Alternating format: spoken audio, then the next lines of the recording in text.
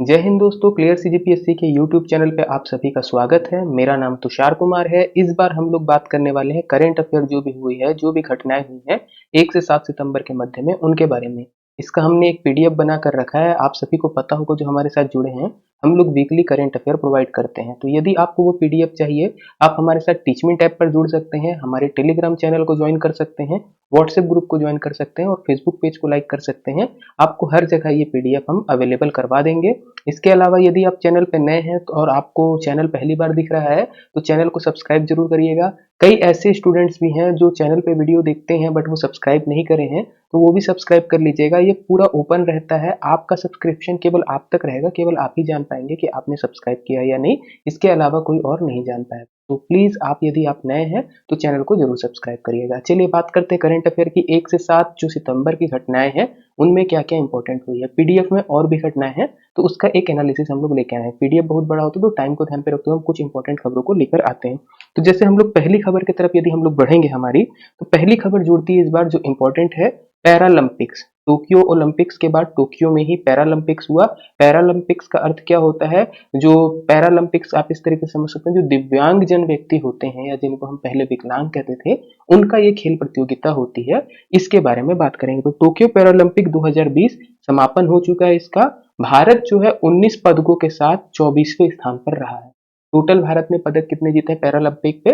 तो 19 पदक जीते हैं। इसके पहले ओलंपिक का भी हमने एक वीडियो बनाया है, तो ओलंपिक का वीडियो आप देख सकते हैं। पूरा ओलंपिक का एनालिसिस है, उसका लिंक मैं आपको दे दूंगा। आप कमेंट करके बताएंगे कि ओलंपिक में इस बार हम लोगों ने कितने पदक जीते थे। चलिए देखेंगे कितने लोगों को याद है, कितने लोगों को याद नहीं है।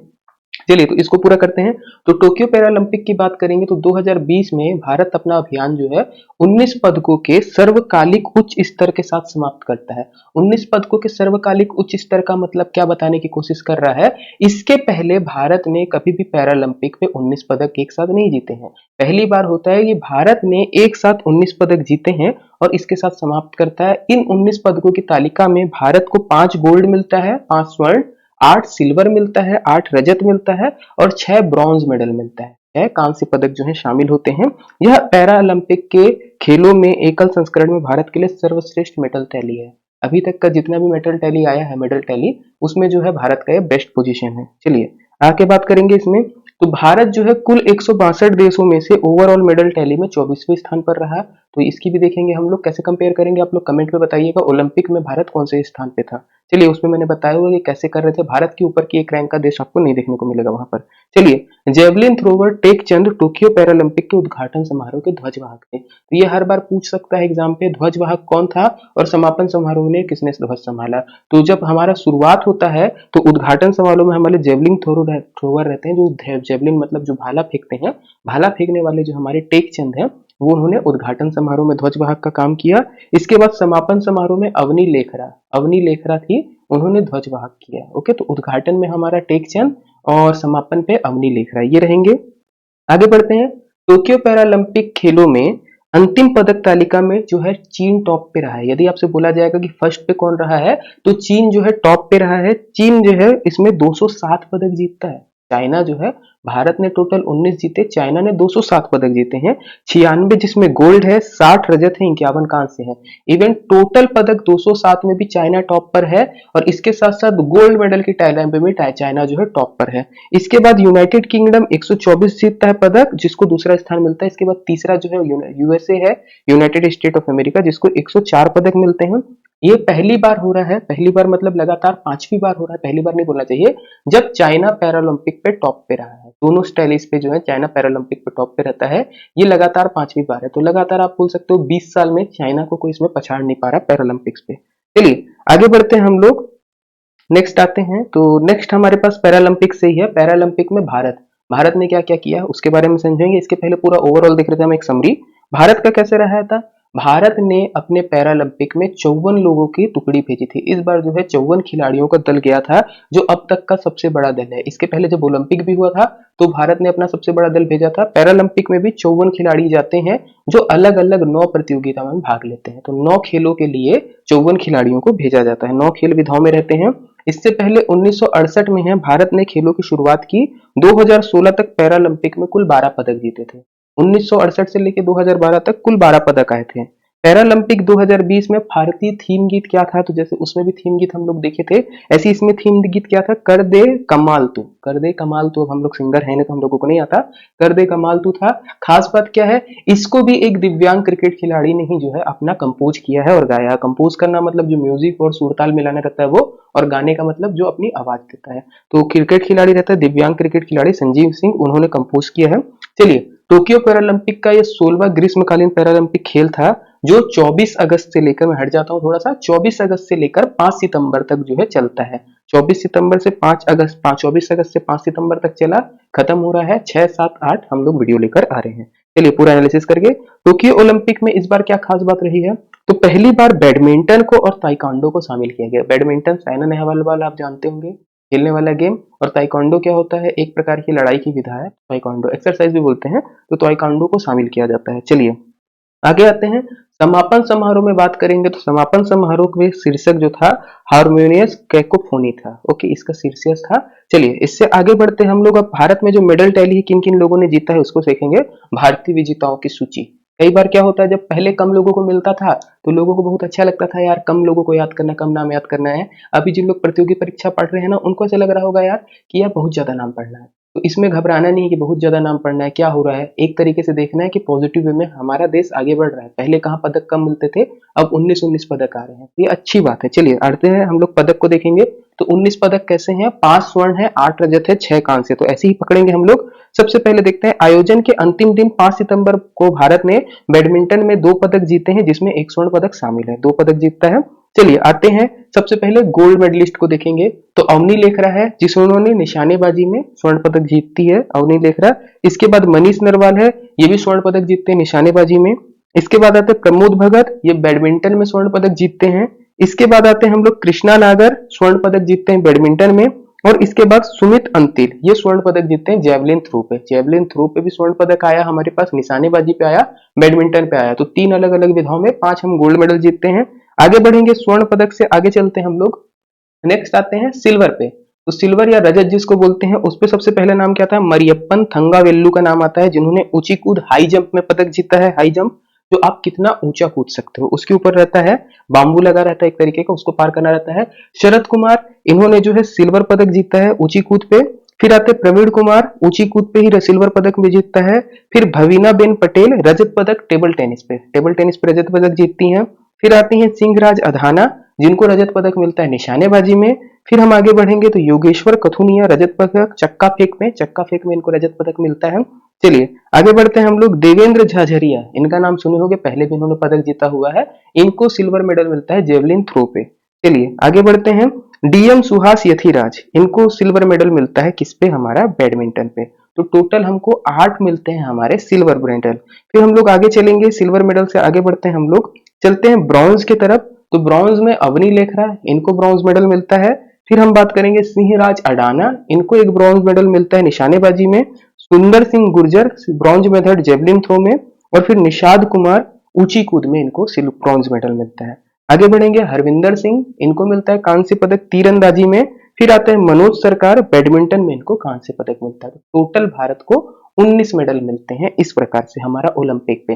तो पैरालंपिक बोलेंगे, ओलंपिक का ही है, जो दिव्यांगजन होते हैं उनके द्वारा खेला जाता है खेल। अच्छी चीज है, हमको इसमें पदक मिल रहे हैं और हमारी जो लिस्ट है इतनी ज्यादा उठ रही है। तो इसके लिए आप सरकार को भी शाबाशी दे सकते हो, सरकार का प्रोत्साहन कर सकते हो, साथ ही साथ जो खिलाड़ी हैं उनको भी आप शाबाशी दे सकते हो, कांग्रेट्स कर सकते हो, उनका मनोबल बढ़ता है। अल्टीमेटली जो भी काम है खिलाड़ियों का रहता है, खिलाड़ी ही जो है वहां पर जाके मैदान पे अपना परफॉर्मेंस देते हैं। चलिए आगे बढ़ते हैं हम लोग, नेक्स्ट खबर की तरफ चलेंगे। तो खेल से ही जुड़ी हुई दूसरी खबर आती है डूरंड कप। कलकत्ता में शुरू हो गया डूरंड कप का 130वां संस्करण। तो डूरंड कप होता क्या है? तो डूरंड कप जुड़ा हुआ है फुटबॉल से, तो इसको हम लोग थोड़ा सा पढ़ लेते हैं। डूरंड कप का 130वां संस्करण जो है 5 सितंबर 2021 से कोलकाता के विवेकानंद युवा भारती क्रीड़ांगण में शुरू हुआ है। ओके, इसके बारे में बात करेंगे तो मोहम्मदन स्पोर्टिंग क्लब ने भारतीय वायुसेना फुटबॉल टीम के खिलाफ जोरदार जीत के साथ टूर्नामेंट की शुरुआत की। तो आगाज में बोलेगा, डूरंड कप का पहला मैच किसका हुआ? तो भारतीय वायुसेना का था, और उसके खिलाफ कौन थी हमारी? तो मोहम्मद स्पोर्टिंग क्लब। ये दोनों के बीच होता है, जिसमें भारतीय वायुसेना को जो है पराजय मिलती है। चलिए इसके बारे में जो क्वेश्चन उठता है, बार बार क्वेश्चन उठता है, तो ये खेल प्रतियोगिताओं का नाम दिया रहता है। और आपको बोलता है कि कौन सी खेल प्रतियोगिता किस संबंध से जुड़ी है या किसने इसका विजेता रहा, कौन सी टीम इसकी विजेता रही या इसका संबंध किससे है। क्योंकि भारत में क्या है, जनरली जो लोग हैं क्रिकेट को ही ज्यादा फॉलो करते हैं, क्रिकेट की तो छोटी छोटी प्रतियोगिता का नाम बता देंगे, पर हमारा राष्ट्रीय खेल हॉकी, उसमें कौन सी प्रतियोगिता होती है या कोई अदर स्पोर्ट्स है उसमें कौन सी प्रतियोगिता होती है उसका नाम हम लोगों को नहीं पता रहता है। अब हमारे देश की ये सबसे बड़ी एक बुरी बात भी बोल सकते हैं। तो ऐसे ही डूरंड कप का पूछा जाता है, डूरंड कप का संबंध किससे है, तो डूरंड कप का संबंध है फुटबॉल से। ये एशिया का सबसे पुराने फुटबॉल वर्ल्ड टूर्नामेंटों में से एक है। इस संस्करण में जो है हमारी 16 टीमें खेल रही हैं। इस बार जो हो रहा है टूर्नामेंट, इसमें 16 टीमें खेल रही हैं। फाइनल मैच जो है 3 अक्टूबर 2021 को होगा। शुरू हो गया है 5 सितंबर से, शिक्षक दिवस के दिन से अपना चलेगा। कब तक, 3 अक्टूबर तक चलेगा, लगभग 1 महीना तक चलेगा। तो जब 3 अक्टूबर को ये कंप्लीट हो जाएगा तो उसके बाद जो भी हमारा रहेगा वीकली एनालिसिस में हम उसको जरूर डालेंगे। चलिए आगे बढ़ते हैं, डूरंड कप इंपॉर्टेंट होता है। नेक्स्ट खबर की तरफ हम लोग चलते हैं। नेक्स्ट खबर हमारे पास क्या आती है, केरल के कोझिकोड जिले पे निपाह वायरस से एक मौत का मामला आया है। तो अब जब भी वायरस की बात आएगी, कोरोना हो गया, निपाह हो गया, सारे वायरस जो है जानलेवा है, तो इसको भी समझेंगे। इसके पहले भी एक वायरस आ चुका है, निपाह वायरस ही था वो, इसके पहले भी केसेस रहे हैं। 2-3 साल पहले ये निपाह वायरस का केस देखने को मिला था, तो इसको समझते हैं। इसके पहले यदि आपको वीडियो पसंद आती है, यदि आप हमारे साथ जुड़ना चाहते हैं, आप हमारी पेड क्लासेस लेना चाहते हैं, तो जैसे हमने बताया था छत्तीसगढ़ की एक स्पेशल क्लासेस है, उसका हमने एक वीडियो डाला था आप लोगों को इन्फॉर्मेशन करने के लिए। तो कुछ छात्रों का कमेंट आया कि सर केवल छत्तीसगढ़ का नहीं, आगे भी आप बताइए। तो छत्तीसगढ़ के अलावा हम व्यापम का पूरा एक बैच लेके चलेंगे। आपके पास पूरा रहेगा, आप पूरा व्यापम के हिसाब से पढ़ सकते हैं, जिसमें छत्तीसगढ़ और बाकी सब्जेक्ट होंगे उनको हम पढ़ाएंगे। साथ ही साथ हम क्या, केवल यदि आपको छत्तीसगढ़ का चाहिए तो वो करेंगे। लोग बोल रहे थे सर वीडियो पैकेज के अलावा लाइव क्लास के लिए, तो हम लोग क्या करेंगे, लाइव क्लासेस पे हम आप लोगों के साथ कंडक्ट करेंगे।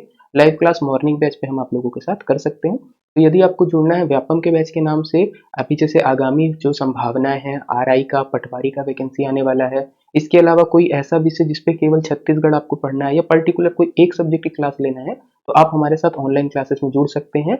हम सारी चीज़ों के इन्फॉर्मेशन जो है धीरे धीरे प्रोवाइड करेंगे। अगर आपको जुड़ना है तो आप हमसे कांटेक्ट कर सकते हैं। ऊपर नंबर जो है आपके ऊपर डिस्प्ले होते रहेगा स्क्रीन पे, आप वहां से हमको कांटेक्ट कर सकते हैं। और आगे बात करेंगे हम लोग इसी पे। तो हम एक टेस्ट लेने वाले हैं, जल्द ही टेस्ट होगा। वो व्यापम और पीएससी के पैटर्न के आधार पर हम क्वेश्चन पूछेंगे। एक प्रकार से हम वो टेस्ट आपके लिए ले रहे हैं, आपको स्कॉलरशिप देने के लिए। जो भी दिव्यांगजन है, जो हैंडीकैप्ड है, वो व्यक्ति सीधा हमसे 20% डिस्काउंट, आप कोई भी हमारा कोर्स ले लीजिए, हम उसको आपको 20% डिस्काउंट पे आपको वो कोर्स प्रोवाइड कराएंगे। इसके अतिरिक्त यदि कोई व्यक्ति है ऐसा जो हमारे टेस्ट में टॉप करता है, फर्स्ट आता है, सेकंड आता है, थर्ड आता है, तो उनको भी जो है हम आपको प्रोवाइड करवाएंगे डिस्काउंट। ओके, तो टॉप 10, टॉप 20 को हम डिस्काउंट देंगे। टॉप 20 जो भी रहेंगे उनको हम 10% का डिस्काउंट देंगे हमारे साथ, और जो टॉप 10 पे रहेंगे उनको 10% का एक्स्ट्रा डिस्काउंट मिलेगा। तो टॉप 10 मतलब जो भी टेस्ट होगा, 1 से 10 लोगों को हम 20% का डिस्काउंट देंगे, रैंक 1 से 10, और रैंक 11 से 20 वालों को हम 10% का डिस्काउंट देंगे। इस बीच में मान लीजिए जैसे कोई 11वें रैंक वाला है या 30वें रैंक पे कोई आ रहा है या 21वें रैंक पे आ रहा है और उसका जो है सिलेक्शन नहीं हो रहा है, मतलब वो डिस्काउंट नहीं ले पा रहा है, और बीच में यदि हमारा कोई ऐसा है जो रैंक नहीं ले पाता है, वो रैंक ले रहा है बट वो छोड़ के जा रहा है, वो नहीं करना चाहता है, तो हम उसको आगे बढ़ा देंगे। मतलब अल्टीमेटली 20 लोगों को हम डिस्काउंट देंगे, जिसमें 10 लोगों को 20% का रहेगा, 10 लोगों को 10% रहेगा। इसके ऊपर दिव्यांगजन जो भी हैं, जो पढ़ने लिखने में, इधर उधर जाने में जिनको प्रॉब्लम होती है, जो घर पे रह के ही पढ़ रहे हैं, जिनकी आर्थिक सहायता हमको करनी चाहिए या जो हम सहायता कर सकते हैं, तो उसके लिए हम 20% एकदम डिस्काउंट रखे रहेंगे। वो कोई भी हो, आप टेस्ट पे आप बैठिए या ना बैठिए, दिव्यांगजन के लिए हम कितने भी हो जाए, वो 100 हो जाए, 500 हो जाए, कितने भी रहे, हम सबको 20% का डिस्काउंट देंगे। तो यदि आपको ये जानकारी अच्छी लगती है तो आप जरूर अपने दोस्तों तक इस जानकारी को पहुंचाइएगा। चलिए आगे बढ़ते हैं, हम लोग न्यूज पे आते हैं। तो जो केरल का एरिया है, केरल के कोझिकोड में निपाह वायरस का एक संक्रमण का मामला मिलता है, जिसमें एक व्यक्ति की मौत हो जाती है, एक बच्चे की मौत हो जाती है। तो ये मामला सामने आता है। ओके, मई जून 2018 में कोझिकोड जिले पे निपाह वायरस का जो है 18 पुष्ट मामले सामने आए थे। उसके बाद ये जो है 17 प्रयोगशाला में पुष्ट मौतें हो चुकी हैं। इसके बारे में पता चली थी कि मौतें भी जो है पुष्टि हुई थी। इसके पहले भी 2018 में जब आया था तब, अभी 2021 में घूम के फिर से आ रहा है। चलिए आगे बात करते हैं इसके। तो मानव निपाह वायरस की पहली बार सितंबर 1998-99 के दौरान मलेशिया और सिंगापुर के बड़े ग्रुपों की जो है पहचान की गई थी। निपाह वायरस पहली बार अगर बोलेंगे दुनिया में कहाँ पे मिला, तो मलेशिया और सिंगापुर में मिलता है। अब धीरे धीरे ये आने लगा है। निपाह वायरस के बारे में आप लोग जानते होंगे, तो थोड़ा सा आपको हिंट होगा कि चमगादड़ क्या करता है। चमगादड़ जो फल खाता है, यदि चमगादड़ का जूठा फल कोई सूअर खा ले तो वो सूअर को हो जाती है निपाह वायरस और उसके थ्रू हमारे तक पहुंच जाता है, या कोई व्यक्ति पहले से निपाह वायरस से संक्रमित है तो उसके थ्रू फैलता है। अल्टीमेटली इस निपाह वायरस का जो संक्रामक रोग है, जो वायरस है, उसको ले जाने वाला, उसको ऑटो रिक्शा बन के घुमाने वाला कौन है? चमगादड़। जिस फल को चमगादड़ खाएगा उससे हो जाता है। तो खजूर पे ज्यादातर होता है, तो उसको हम लोग समझेंगे। अभी चलिए, 2018 में केरल के आउटब्रेक से पहले बांग्लादेश में और भारत में पश्चिम बंगाल के सिलीगुड़ी और नदिया क्षेत्र में भी इसकी वायरस की सूचना मिली थी। उस समय यह मामला बढ़ा था, फिर अचानक में रुक गया था कि कंट्रोल में है, अभी फिर से आ रहा है। तो निपाह वायरस से थोड़ा सा संभल के रहना है। तो चलिए निपाह वायरस के बारे में बात करते हैं। तो निपाह वायरस के बारे में बात करेंगे, एनआईवी बोलते हैं इसको। तो निपाह वायरस क्या होता है? तो ये अत्यधिक एक रोगजनक वायरस है, ओके, जिसके बारे में बात करा जाता है। इसके प्राकृतिक रिजर्वायर जो है, जहां से ये जाता है, यह वायरस जहां से बनता है, ये क्या है? फलदार चमगादड़, फ्रूट बैट्स हैं। फ्रूट बैट्स मतलब ऐसे चमगादड़ जो फलों को खाते हैं, उनको हम लोग बोलते हैं फ्रूट बैट्स। तो ये है चमगादड़ जो फल खा लिए, चमगादड़ का जूठा फल यदि कोई खाता है तो उससे उसको निपाह वायरस हो जाता है। जनरली एक कोडिंग होती है, वो जो सूअर है, आप जैसे चमगादड़ किसी फल को खाया और अगर सूअर उस फल को खाता है तो सूअर को जो है निपाह वायरस होगा, फिर वो सूअर के थ्रू मानवों तक फैलता है। तो चलिए बात करते हैं इसी के बारे में, और निपाह वायरस के बारे में और जानकारी क्या है। देखिए वही बात कर रहा है, यदि सूअर जो है संक्रमित चमगादड़ द्वारा काटे गए फल खाते हैं तो यह वायरस सूअरों में फैल जाता है। यह रोग के रूप में विकसित होने और प्रकट होने में इस वायरस को कम से कम 6 से 21 दिन का समय लगता है। मतलब ये आपके शरीर में आ जाएगा, आपको पता नहीं रहेगा, 6 दिन बाद और 21 दिन बाद इसके लक्षण दिखना जो है शुरू होंगे। वायरस के प्रसार के मुख्य 2 तरीके जो हैं आपको दिखेगा। एनआईवी से दूषित कच्चे खजूर, यदि आप इसका रस पीते हैं, उसी समय जब पिछली बार फैला था जो निपाह वायरस, तो खजूरों की बिक्री कम हो गई थी क्योंकि लोग बोल रहे थे खजूर से फैलता है। तो यदि आप कच्चे खजूर खा लिए जो चमगादड़ खाए हैं तो उसके से है उससे फैल सकता है। इसके अलावा यदि कोई निपाह वायरस से संक्रमित व्यक्ति है, मान के चले जैसे कोई भी फलाना व्यक्ति जो है निपाह वायरस से संक्रमित है, उसके अगर आप पास में आते हैं, उसके आप कांटेक्ट में आते हो तो भी हो सकता है। तो मानवों में ये खजूरे से फैल रहा था। इसके अलावा सूअर, जो सूअर का सेवन करते हैं, उनके थ्रू भी फैल रहा था। यदि सूअर संक्रमित है तो वैसे ही जैसे कोविड का केस था, डायरेक्ट चमगादड़ किसी ने खाया और पूरी दुनिया में फैल गया, ऐसी निपाह वायरस में भी चमगादड़ है। चमगादड़ ने फल खाया, उस फल को सूअर ने खाया, सूअर को यदि मानव खाता है या मानव सूअर के संक्रमण में आता है तो फैल जाता है। इसके अलावा कोई ऑलरेडी संक्रमित है या जो खजूर है, अगर आप उसको खा लेते हो, जिसको चमगादड़ ने खाया था, उसका रस आप पी लेते हो, तो उससे भी निपाह वायरस हो जाएगा। फिर एक से दूसरा, दूसरे से तीसरा फैलने लगेगा। तो केरल में जब मिला, इसके बाद 18 लोगों की अभी तक और पुष्टि हो गई है जिनके सैंपल लेके गए हैं कि निपाह वायरस का जो है संक्रमण का खतरा देखने को मिलता है। इसके कुछ लक्षण क्या हैं? तो आपको बुखार आएगा, इसके अलावा कमजोरी होगी, सिर दर्द होगा, सांस में तकलीफ होगी, उल्टी लगेगी, जो है खांसी होगी, मांसपेशियों में दर्द होगा। ये सारा जो है आपको देखने को मिलेगा निपाह वायरस के लक्षण। इसके अलावा जो संक्रमित लोग होते हैं उनमें वायरस के कारण मस्तिष्क में सूजन हो जाता है और श्वसन रोगों की विशेषता वाली गंभीर बीमारी हो जाती है। तो दिमाग में सूजन आ जाती है और सांस लेने में तकलीफ होती है। कुछ कुछ आपको कोविड टाइप का ही सुनने को लगेगा, कोविड से अलग है बट निपाह वायरस। तो ये सारी जो है हो जाती हैं। वर्तमान में इसका कोई ज्ञात उपचार नहीं है, ना तो लोगों को इसको बीमारी से कैसे ठीक करना है वो, ना ही जानवरों के लिए, ना ही इसका कोई टीका आया है। चलिए नेक्स्ट खबर की तरफ पढ़ते हैं हम लोग। निपाह वायरस से आगे चलते हुए आते हैं। तो निपाह वायरस के आगे हमको क्या खबर मिलने वाली है? तो अब कुछ युद्ध अभ्यास हैं जो हुए हैं। तो ये युद्ध अभ्यास का जनरली नाम पूछता है, तो नाम ही हम लोगों को जानना है, बाकी डिटेल रखी हुई है। डिटेल जनरली हमारे में नहीं आता, इंटरव्यू तरफ में पूछ सकता है। तो भारत और कजाकिस्तान, इन लोगों का संयुक्त प्रशिक्षण चल रहा है अभ्यास, जिसका नाम है काजिंड। काजिंड 21, अंग्रेजी में नाम बहुत जल्दी याद होता है। कजाकिस्तान से KAZ पकड़ना आप, और इंडिया का या भारत का IND, तो क्या बनेगा? काजिंड बनेगा।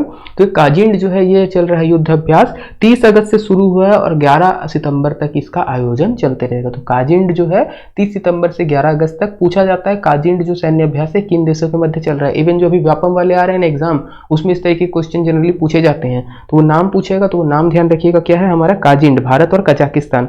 तो ये जो है इस संयुक्त प्रशिक्षण का 5वां संस्करण था। ये दोनों देश जो है कजाकिस्तान और भारत, इनके प्रशिक्षण का 5वां संस्करण था। ये चीज ऐसे क्यों करते हैं देश, क्यों युद्ध अभ्यास करते हैं, अपने क्यों सैन्य अड्डे देते हैं, तो इसके लिए हमने एक सेपरेट वीडियो बनाया हुआ है। सेपरेट वीडियो आपको किस टॉपिक में मिलेगा? तो भारत का जो है हमारा पॉलिसी चल रहा है हीरो का हार, और जो चाइना का था नीता, मोतियों की माला, चाइना की जो नीति है मोतियों की माला, तो आपको दिख जाएगा स्ट्रिंग ऑफ पर्ल से हमारा एक वीडियो। उसमें हमने बताया कि भारत टैकल करने के लिए क्या करता है, अलग अलग देशों के साथ वो भी अलायंस कर रहा है, अपने सैन्य अड्डे शेयर करता है, उनके सैन्य अड्डे शेयर करता है। तो उसमें कजाकिस्तान वाला पॉइंट था जिसमें हमने एयरबेस बना के रखा है, आपको देखने को मिलेगा वहां पर बाकायदा लोकेशन के साथ। तो वीडियो का लिंक जो है हम डाल देंगे, तो उस पर आप देख सकते हैं। चलिए आगे बढ़ते हैं। आयोजित किया गया, ये दोनों सशस्त्र बलों को पर्वतीय एवं ग्रामीण क्षेत्रों में उग्रवाद आतंकवाद निरोधी अभियानों में अपने कौशल को बढ़ाने का अवसर प्रदान करेगा। तो ये कुछ थीम होती है, कुछ आइडिया रहता है कि हम ऐसा क्यों कर रहे हैं। तो उद्देश्य क्या बताते हैं, जो भी पहाड़ी क्षेत्र हैं वहां पर, ये ग्रामीण क्षेत्र जहां पर उग्रवाद की संभावनाएं हैं या आतंकवादी जो है घटनाएं होती हैं, तो उससे निपटने में ये देश कैसे एक दूसरे का सहयोग करेंगे, उसके लिए बताता है कि ये वाला युद्ध अभ्यास किया गया है। यह अभ्यास भारत और कजाकिस्तान के बीच द्विपक्षीय संबंधों को मजबूत करने के प्रयासों का हिस्सा है। भारत कजाकिस्तान के साथ दोस्ती बढ़ा रहा है, क्यों बढ़ा रहा है, तो चाइना को टैकल कर सके इसके लिए बढ़ा रहा है, तो इसी के लिए हमको देखने को मिलता है। चलिए, इसमें भारतीय सेना की टुकड़ी का प्रतिनिधित्व जो है बिहार रेजिमेंट की एक बटालियन द्वारा किया जाएगा। कजाकिस्तान की सेना का प्रतिनिधित्व एक कंपनी समूह द्वारा किया जा रहा है। तो भारत में कौन गया है, तो बिहार रेजिमेंट के लोग गए हैं, और उधर से एक कंपनी समूह के लोग आ रहे हैं जो कर रहे हैं काजेंट के बारे में। चलिए आगे बढ़ते हैं हम लोग नेक्स्ट क्वेश्चन की तरफ, या नेक्स्ट हमारा करंट अफेयर जो भी है। भारत और जर्मनी इन लोग भी कर रहे हैं नौसैनिक अभ्यास। कहां पर कर रहे हैं, तो अदन की खाड़ी पर कर रहे हैं। आपको अब अदन की खाड़ी भी यदि विश्व के मैप में देखना है तो वही स्ट्रिंग ऑफ पर्ल्स चाइना वाले में आपको दिख जाएगा। अदन की खाड़ी इंपॉर्टेंट क्यों, वो भी दिख जाएगा। चाइना ने एक जिबूती देश है, जिबूती देश के पे अपना जो है उधार दे देके वहां पर अपना जो है जो अपना एरिया है उसको डेवलप कर रहा है, अपना इंफ्रास्ट्रक्चर वहां डेवलप कर रहा है। तो वैसे ही जो जिबूती के पास ही में है हमारी अदन की खाड़ी, तो अदन की खाड़ी के पास अगर हम सैन्य अभ्यास कर रहे हैं तो सीधा सीधा हम चाइना को कर रहे हैं। तो आपको जो हमने एक वीडियो में बताया था कि कैसे स्ट्रिंग ऑफ पल्स है, तो उसी चीज को आप अभी देख सकते हैं। पूरा करंट अफेयर साक्षात्कार होते दिखेगा आपको, विदेश नीति पे और रक्षा संबंधों पे ना थोड़ा सा इंटरेस्ट बढ़ने लगेगा। तो भारत और जर्मनी कर रहे हैं, कहां पर कर रहे हैं, अदन की खाड़ी पे नौसैनिक अभ्यास कर रहे हैं। तो इसके बारे में बात करेंगे तो संयुक्त अभ्यास किया है, इसमें इंडो पैसिफिक डिप्लॉयमेंट 2021 के रूप में किया गया था। भारत और जर्मनी कर रहे हैं, ये इंपॉर्टेंट है। भारत का नौसेना जहाज कौन सा था, तो INS त्रिकंद था। इसके अलावा जर्मनी का युद्धपोत बारियन बोल सकते हैं, बारियन था। इसके साथ अभ्यास में भाग लिया। INS त्रिकंद को समुद्री डकैत रोधी गश्त के लिए अदन की खाड़ी में तैनात किया गया है। तो जो डकैती होती है, ये सारी चीज तो बोलने की रहती है, फिर भी हम बोलेंगे, जो समुद्र में डकैती होती है, जो पायरेट्स लोग रहते हैं, तो पायरेट्स जो है उनको कंट्रोल करने के लिए जो हमारा INS त्रिकंद है वो लगा हुआ है। चलिए आगे बढ़ते हैं हम लोग, इससे करेंट पे थोड़ी सी और चीजें हम लोग देखेंगे। तो जो है अभ्यास के बारे में, तो यह अभ्यास अंतर संचालितता को बढ़ाएगा और दोनों नौसेनाओं के बीच सर्वोत्तम प्रथाओं का आदान प्रदान और सुविधा प्रदान करेगा, ऐसी बातें करता है ये। चलिए इसके बाद cross deck helo landing visit board search और सीजर ऑपरेशन इस नौसैनिक अभ्यास का हिस्सा है। तो ये नौसेना में टेक्निकल टर्म्स है कुछ, cross deck helo landing visit board search और सीजर ऑपरेशन, इन सब में ये अभ्यास किया जाएगा। तो ये सेना के कुछ टर्म्स रहते हैं, क्या क्या है उन्हीं के बारे में बता रहा है। चलिए नेक्स्ट खबर की तरफ बढ़ते हैं। भारत की नौसेना और ऑस्ट्रेलिया की नौसेना, ये युद्ध अभ्यास है। फिर से भारत की नौसेना और ऑस्ट्रेलिया की नौसेना, इनके बीच युद्ध अभ्यास होता है ऑजिंडेक्स। ऑजिंडेक्स इसको भी कैसे याद रखोगे, ऑस्ट्रेलिया को बोलते हैं ऑजी, जो क्रिकेट देखते होंगे उनको पता होगा। ऑस्ट्रेलिया को क्या बोलते हैं, ऑजी, और भारत को बोलते हैं इंडिया। तो ऑजी प्लस इंडी ऐसे पकड़ना, ऑजी प्लस इंडी, तो ऑजिंड आएगा और उसके बाद एक्स जोड़ देना। तो ऑजिंडेक्स जो है युद्ध अभ्यास है भारत और ऑस्ट्रेलिया के बीच। तो इन दोनों के बीच नौसैनिक युद्ध अभ्यास शुरू होता है, हम लोग भी कर रहे हैं। तो वो आपको दिख जाएगा क्वाड वाले में, जो भारत ऑस्ट्रेलिया वाला काम है। भारत कैसे चाइना को फिर से टैकल करने के लिए पीछे तरफ से ऑस्ट्रेलिया को करता है। तो इसी में भारतीय नौसेना और ऑस्ट्रेलिया नौसेना के बीच में युद्ध अभ्यास होता है, ऑजिंडेक्स ये शुरू होता है। ये ऑजिंडेक्स का चौथा संस्करण है, चौथी बार जो है हम लोग इसको कर रहे हैं। जहाजों, पनडुब्बी, हेलीकॉप्टर और लंबी दूरी की समुद्री गश्तों विमानों के बीच में उपसतह हवाई संचालन के लिए अभ्यास का यह हिस्सा था। इसके बाद की चीजें और यदि हम देखेंगे तो आयोजन कब से कब किया जाएगा, तो 6 से 10 सितंबर को किया जाना है। मतलब जिस समय हम लोग ये वीडियो रिकॉर्ड कर रहे हैं, जिस समय आप लोग देख रहे हो, उस समय ये चल रहा है। भारतीय नौसेना के जहाज कौन सा है, शिवालिक है और कदमत है, इस अभ्यास में हिस्सा ले रहे हैं। और अगर हम देखेंगे ऑस्ट्रेलिया का हिसाब से, तो रॉयल ऑस्ट्रेलियन नेवी के ऑनजैक क्लास फ्रिगेट और HMSS जो है वारामुंगा, इसमें एक साथ भाग ले रहे हैं। तो भारत की तरफ से 2, ऑस्ट्रेलिया की तरफ से 2। ये अभ्यास दोनों नौसेनाओं में क्या होगा, तो अंतर संचालनीयता, मतलब क्या होता है, इंटर कम्युनिकेशन होता है, को बढ़ाने के लिए और समुद्री सुरक्षा के संचालन प्रक्रियाओं की एक सामान्य समझ को विकसित करने के लिए किया गया है। मतलब एक नॉर्मल जो है समझ विकसित हो सके कि अगर कुछ ऐसी कंडीशन होती है तो भारत क्या करेगा, ऑस्ट्रेलिया क्या करेगा, दोनों साथ में मिलकर क्या काम करेंगे। किसी भी युद्ध अभ्यास का यही चीज रहता है कि अलग अलग देश अगर युद्ध अभ्यास में काम कर रहे हैं तो वो कैसे कैसे एक दूसरे का सपोर्ट कर सके यदि कोई क्रूशियल सिचुएशन आया, तो उसके लिए युद्ध अभ्यास किए जाते हैं। चलिए 2015 में सबसे पहले इसको शुरू किया गया था, उसके बाद ये चौथा संस्करण हमारा होता है। चलिए आज की आखिरी खबर की तरफ बढ़ेंगे तो इकोनॉमी से है। तो जो जीएसटी है अगस्त महीने का, उसका कलेक्शन सामने आता है। जीएसटी का कितना आता है तो 1.12 लाख करोड़ रुपए, जो बताता है कि जीएसटी कलेक्शन है भारत में इस बार कितना हुआ है 1.12 लाख करोड़ होता है। इसके साथ यदि हम पुराना कंपेयर करें ये डाटा को, यदि हम देखें तो जनवरी से अप्रैल तक आपको अगस्त तक दिख जाएगा पूरा डाटा कि भारत को कितना कितना जीएसटी जो है कलेक्ट हुआ है। जैसे 1.10, फरवरी में 1.13, मार्च में 1.24, सबसे अधिकतम आंकड़े अभी तक कितने होते हैं तो 1.41। क्या इसका इकोनॉमी में कोई काम पड़ने वाला है? तो इकोनॉमी में आपसे पूछ सकता है जब ये आपका जनवरी से दिसंबर हो जाएगा, ये जैसे हम लोग पकड़ेंगे अप्रैल से लेके आखिरी आपका मार्च तक में जो भी डाटा आता है, तो उसमें पूछ सकता है कि इन वर्षों में, इस मतलब इन महीनों में सबसे ज्यादा जीएसटी कलेक्शन किस में हुआ था। तो अभी जब आप ग्राफ देखेंगे तो येलो वाला पार्ट दिखेगा जो है अप्रैल का, जिसमें सबसे ज्यादा जीएसटी कलेक्शन होता है। इसके बाद सबसे कम होता है अभी तक हमारा जून में। तो अप्रैल में सबसे ज्यादा है, जून में सबसे कम है। जो आंकड़े हैं वो लाख करोड़ को दिखा रहे हैं। जैसे मैं लिख रहा हूँ 1.41, तो वो 1.41 लाख करोड़ रुपए में आता है जीएसटी। इसके अलावा इकोनॉमी की कुछ और खबरें हैं, जैसे हमारा जो जीडीपी है, जीडीपी ग्रोथ जो तिमाही का आता है, पहली तिमाही का, वो पता चलता है 20% बढ़ गया है। तो वो सारी खबरें भी हम लोग देखेंगे, वो सारा आपको पीडीएफ में मिल जाएगा, तो आप पीडीएफ में उसको आराम से पढ़ सकते हैं। इसके अलावा पोषण माह की भी शुरुआत होने वाली है, तो उसको भी हम लोग करेंगे, नेक्स्ट मंथ करेंगे जब वो चलते रहेगा उस समय। तो इतना ही था आज की वीडियो के लिए। यदि आपको वीडियो पसंद आई होगी तो आप ज़्यादा से ज़्यादा लोगों तक शेयर कर दीजिएगा। चैनल पे नए हैं तो सब्सक्राइब कर दीजिएगा। यदि आपको कोई पेड कोर्स खरीदना है या आप स्कॉलरशिप टेस्ट में भाग लेना चाहते हो, तो सारी जानकारी जो है आपको टीचमेंट ऐप वगैरह की आपको हमारे पुराने वीडियोज़ में दिख जाएगी, या आप हमारे साथ व्हाट्सएप में कॉन्टैक्ट करके भी आप उस पर ज्वाइन कर सकते हो। टेस्ट हम जल्दी ही लेंगे, संडे से वेडनेसडे के बीच में होगा, आगामी संडे से वेडनेसडे के बीच में होगा। उसके बाद हम एक पूरा लिस्ट निकाल देंगे स्कॉलरशिप वाले, किन किन लोग एलिजिबल हैं। यदि उनमें से कोई एक छोड़ता है बैच को, तो आप जो बाकी लोग रहेंगे वो उसके लिए एलिजिबल हो जाएंगे। इतना ही था आज की वीडियो के लिए, इसको भी समाप्त करते हैं। धन्यवाद, जय हिंद।